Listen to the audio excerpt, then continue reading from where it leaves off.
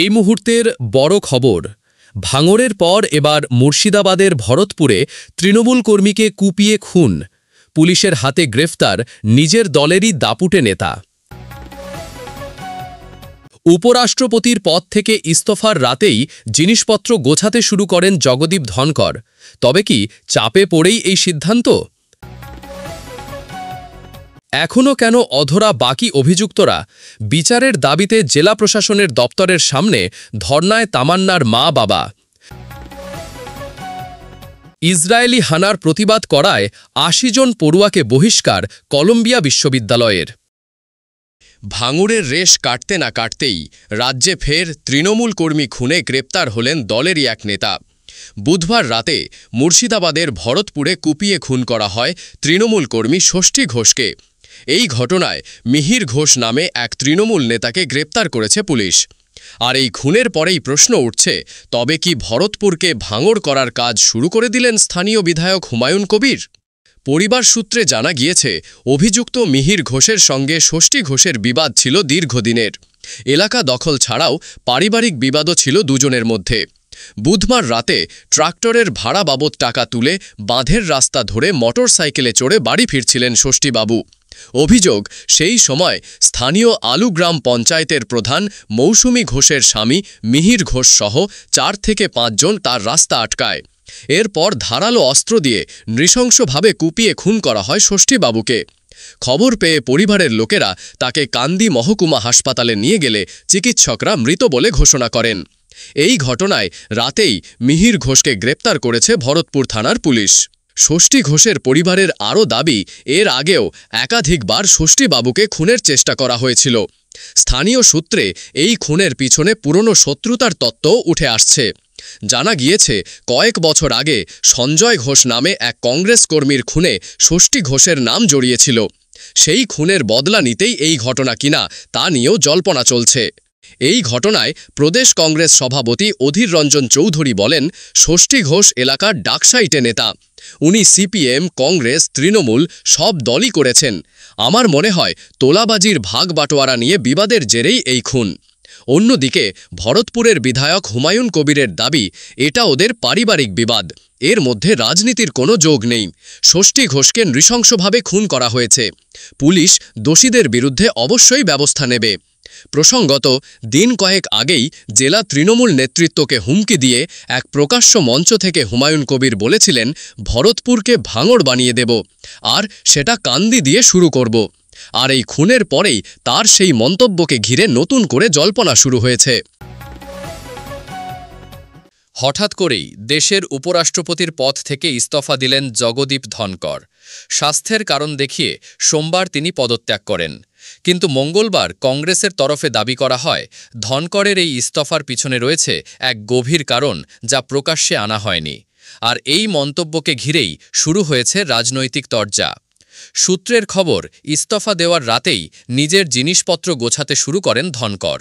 যদিও সরকারিভাবে তার পদত্যাগপত্র গৃহীত হয় মঙ্গলবার, কিন্তু জানা যাচ্ছে সেই সরকারি সিদ্ধান্ত ঘোষণার আগেই ভাইস প্রেসিডেন্ট এনক্লেভ ছাড়ার প্রস্তুতি শুরু করে দিয়েছিলেন তিনি। প্রায় ১৫ মাস আগে ২০২৪ সালের এপ্রিলে তিনি এই নতুন বাসভবনে ওঠেন। সংসদ ভবন চত্বরের পাশেই চার্চ রোডের এই আধুনিক ভবনটি সেন্ট্রাল ভিস্টা প্রকল্পের আওতায় তৈরি। সেখানে উপরাষ্ট্রপতির বাসভবন এবং দফতর দুটোই ছিল, আর সেই বাসভবনই এখন তিনি ছাড়তে চলেছেন। প্রাক্তন উপরাষ্ট্রপতির সঙ্গে বিরোধী দলের একাধিক নেতা দেখা করতে চাইলেও সময় মেলেনি, তাই দেখা করাও সম্ভব হয়নি। খবর অনুযায়ী সোমবারই তার সঙ্গে দেখা করার জন্য সময় চেয়েছিলেন শিবসেনা উদ্ধব গোষ্ঠীর নেতা সঞ্জয় রাউত এবং এনসিপি নেতা শরদ পাওয়ার, কিন্তু তাদেরকেও সময় দেওয়া হয়নি। প্রসঙ্গত, সোমবার রাজ্যসভায় ধনকরের নেতৃত্বে একাধিক চমকপ্রদ ঘটনা ঘটে, আর তারপরই তার ইস্তফা নিয়ে সরকারের অন্দরে তীব্র অস্বস্তি ছড়িয়ে পড়ে। পরিস্থিতি সামাল দিতে তৎপর হয় শাসক দলও। আর তাতেই রাজনৈতিক মহলের অনুমান, তার এই পদত্যাগ শুধুমাত্র স্বাস্থ্যগত কারণে নয়, তার আচরণে কেন্দ্রীয় সরকার অসন্তুষ্ট ছিল, আর সেই চাপেই হয়তো এই ইস্তফার সিদ্ধান্ত। এই জল্পনাকে আরও বাড়িয়ে দিয়ে মঙ্গলবার চিদম্বরম বলেন, সীমা লঙ্ঘন করেছিলেন, সরকারের আস্থা হারিয়েছিলেন। ৭৪ বছর বয়সীলেই বর্ষিয়ান রাজনীতিক ২০২২ সালের আগস্টে উপরাষ্ট্রপতি পদে নির্বাচিত হয়েছিলেন। তার কার্যকালের মেয়াদ ছিল ২০২৭ সাল পর্যন্ত, কিন্তু তার অনেক আগেই দায়িত্ব ছেড়ে বেরিয়ে গেলেন তিনি। কিন্তু কেন এই সিদ্ধান্ত? এই প্রশ্নের সঠিক উত্তর এখনও অধরা। তবে এই ঘটনাকে কেন্দ্র করে দেশ জুড়ে শুরু হয়েছে তীব্র আলোচনা। কালীগঞ্জ উপনির্বাচনের ফল ঘোষণার পরেই দেখা যায় বিপুল ভোটে জিতেছে রাজ্যের শাসক দল। দুপুর গড়িয়ে বিকেল হতে না হতেই বোমার শব্দে কেঁপে ওঠে গোটা এলাকা। আর সেই বোমার আঘাতেই প্রাণ যায় ক্লাস 4-এর ফুটফুটে মেয়ে তামান্নার। সিপিএম সমর্থক পরিবারের মেয়ে তামান্নার এই মর্মান্তিক পরিণতি রাজ্য রাজনীতিতে রীতিমতো ঝড় তুলেছিল। পরিবারের পক্ষ থেকে মোট ২৪ জনের নামে কালীগঞ্জ থানায় অভিযোগ দায়ের করা হয়েছিল, কিন্তু তাদের মধ্যে ১৪ জন এখনও অধরা।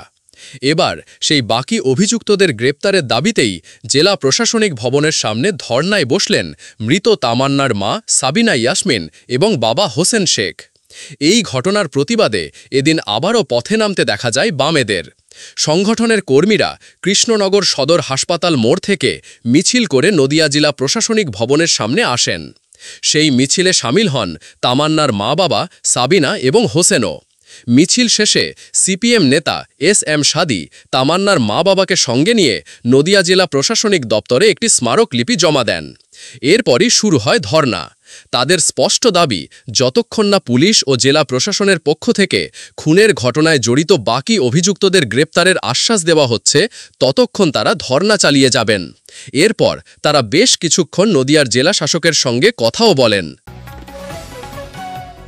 ডোনাল্ড ট্রাম্প সরকারের চাপ উপেক্ষা করেছিল হার্ভার্ড বিশ্ববিদ্যালয় কর্তৃপক্ষ, কিন্তু এবার সেই সরকার নির্দেশিত পথেই হাঁটল আমেরিকার কলম্বিয়া বিশ্ববিদ্যালয়। প্যালেস্টাইনের সমর্থনে আর গাজায় ইসরায়েলি হামলার প্রতিবাদে বিক্ষোভ দেখানোর অপরাধে প্রায় ৮০ জন পড়ুয়ার বিরুদ্ধে শাস্তিমূলক পদক্ষেপ নিল বিশ্ববিদ্যালয়টি। শুধু তাই নয়, বহিষ্কৃত পড়ুয়াদের মধ্যে কয়েকজনের ডিগ্রি পর্যন্ত বাতিলের সিদ্ধান্ত নিয়েছে কলম্বিয়া বিশ্ববিদ্যালয় কর্তৃপক্ষ।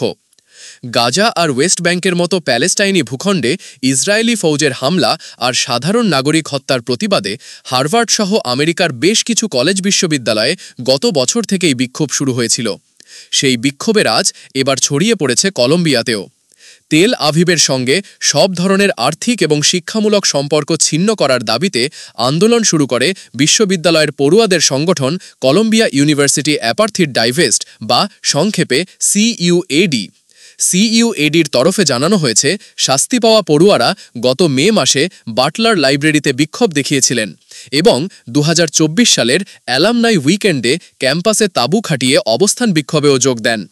এই অভিযোগেই তাদের বিরুদ্ধে শাস্তিমূলক ব্যবস্থা নেওয়া হয়েছে। প্রসঙ্গত, গত এপ্রিল মাসে ট্রাম্প সরকারের তরফে অভিযোগ করা হয় যে মার্কিন বিশ্ববিদ্যালয়গুলিতে ইহুদি বিদ্বেষের আবহ তৈরি হয়েছে। ওভাল অফিসের অভিযোগ ছিল, পরিস্থিতি নিয়ন্ত্রণে বিশ্ববিদ্যালয় কর্তৃপক্ষ সঠিক পদক্ষেপ করছে না। ক্যাম্পাসে ইহুদি বিদ্বেষ বন্ধ করার জন্য কি করণীয় সে বিষয়ে কিছু শর্তও দেওয়া হয়, কিন্তু ট্রাম্প সরকারের সেই শর্ত মানতে রাজি হয়নি হার্ভার্ড বিশ্ববিদ্যালয় কর্তৃপক্ষ।